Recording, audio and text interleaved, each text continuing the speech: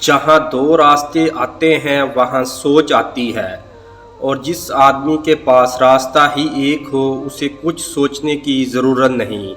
ایسے اعمال ہمیشہ کرتے رہو جن کی بدولت دوزخ کی آگ سے نجات اور جنت میں داخل ہونے کی کامیابی ملے۔ جو انسان برائی کرے اس کے ساتھ نیکی کرنا نہایت اعلیٰ درجے کا کام اور بزرگی ہے۔ دنیا دار کے لیے جہاں صبر کا حکم جو تمہیں اچھا لگتا ہے تم بھی ضرور اچھے لگتے ہو۔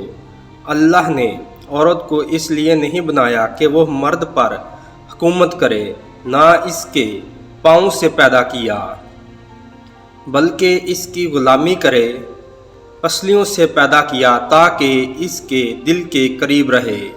ارباب اقتدار بری عادت یہ ہے کہ دشمنوں سے خوف، ضعیف و روا لوگوں سے سنگ دلی اور کسی پر احسان کرنے میں بخل سے کام نہیں لینا چاہیے۔ دشمن سے چھپانے والی باتیں دوست پر ظاہر کرنا بہت ہی بڑی حماقت ہے۔ دنیا میں اپنا نام بنانا چاہتے ہو تو فضول کاموں میں اپنا وقت ضائع مت کرو۔ گفتگو کے بنانے میں تمام انسان فریق ثانی ہوتے ہیں۔ جوانی میں ہم تمام تر مشکلات کا مقابلہ مردانہ وار کرتے ہیں،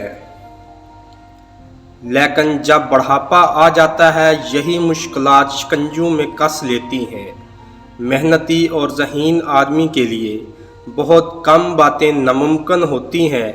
محنت وہ سنہری سکہ ہے جس کے ذریعے سے ہمیں ہر شے جو ہمارے لیے ضروری ہے حاصل کر سکتے ہیں۔ پتھر کے ایک ٹکڑے کے لیے خوبصورت مجسمے کی جو حیثیت ہے وہی حیثیت انسانی روح کے لیے علم ہے۔ جو بندہ علم نہیں لیتا اس کے دل میں غلیظ خیالات جنم لیتے رہتے ہیں۔ اللہ تعالیٰ کے دو نام ایسے ہیں جن کو صبح سویرے پکارا جائے تو گھر میں دولت کی بارش ہوتی ہے۔ اول الرزاق، دوم الرقیب۔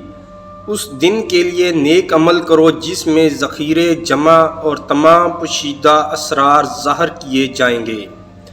جب تجھے کسی کام میں دشواری کا اندیشہ ہو تو اس کے واسطے سخت اور مضبوط ہو جاؤ۔